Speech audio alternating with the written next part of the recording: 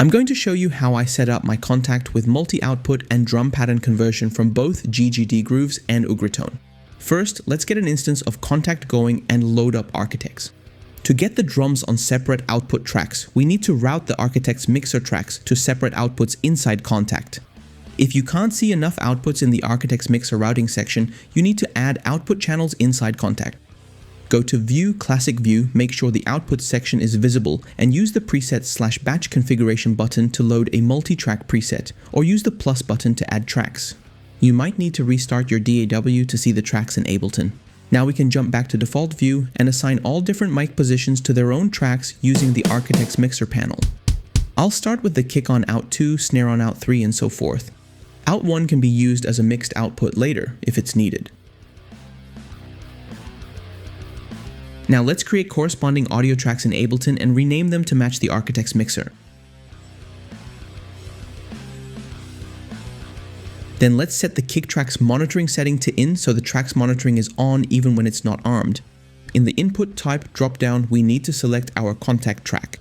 To make sure we select the correct input channel to match Kontakt's output channel, we can open the input channel dropdown and trigger some samples from Architects. We can see that the kick drum's audio is visible in channels 2, 7, and 8, correctly matching the kick, overhead, and room mics. Let's select channel 2 as the input for the kick drum track, and prepare the rest of the tracks by setting their monitoring to in and their input source to our Kontakt track. Now we can go through all of the drum tracks and set their input channels to match Kontakt's output. If you check the audio indicators in the input channel dropdown for every track, you can make absolutely sure that every mic position is routed to the right channel. The room and overhead mics are supposed to pick up all the drums, but the kick, snare, and toms will be louder in their own mic channels. After making sure we can hear all the drums through their individual channels, we can start working on drum pattern conversion. The problem here is that different drum plugins and MIDI groove packs use different mappings to program the drums, and you can't just throw, for example, an Ugritone MIDI groove on the Architects plugin, as the different mapping will trigger the wrong sounds. I'll group the tracks we've created so far and add just random grooves from the Ugritone Black Metal pack and the GGD Extreme Metal pack. As you can hear, the patterns don't sound correct when used as is.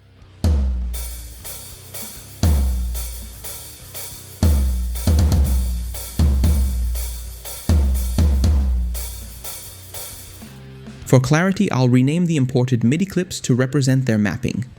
To make the conversion work, we first need 2 new MIDI tracks. I'll name them as Ugritone to Invasion and GGD to Invasion. Let's hear how the GGD groove sounds like before conversion.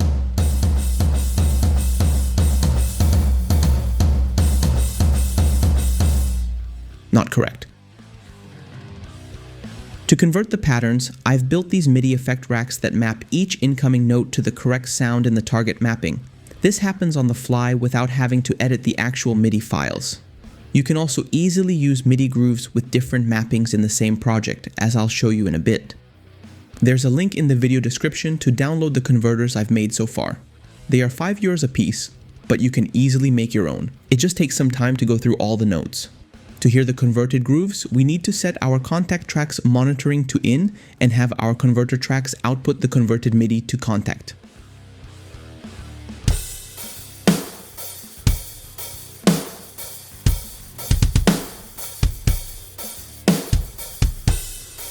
Now the drum pattern sounds as it should, and we can do the same to the GGD track.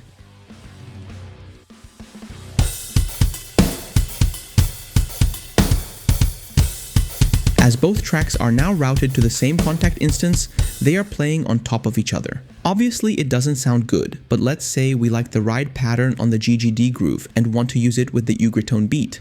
This presents us with one more minor inconvenience, but we can solve it with another live device. When we go to edit the MIDI clip containing the drums to delete the unwanted notes, the notes on the piano roll are labeled based on the converter rack.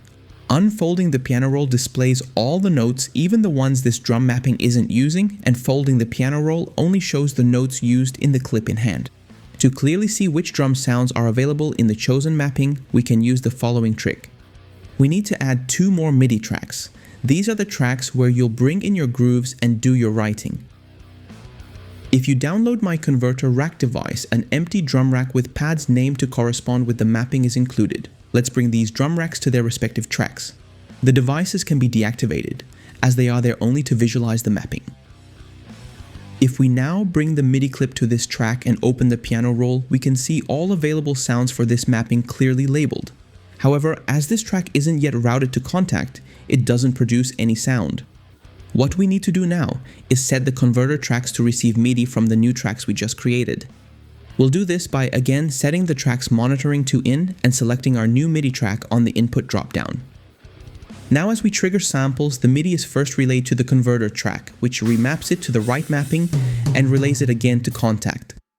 This allows us to write and view the grooves on a track that shows us clear labels on the piano roll and have the other track convert the groove to the right mapping for the plugin triggering the samples.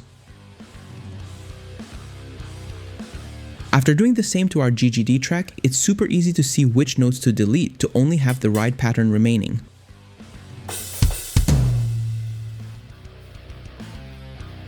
Now we can hear our Chimera beat.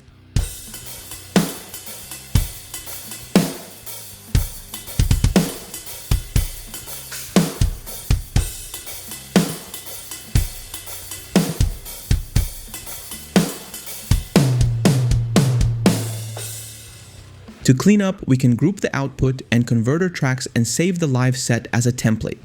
From the templates folder, you can import this ready routed set of tracks to any project.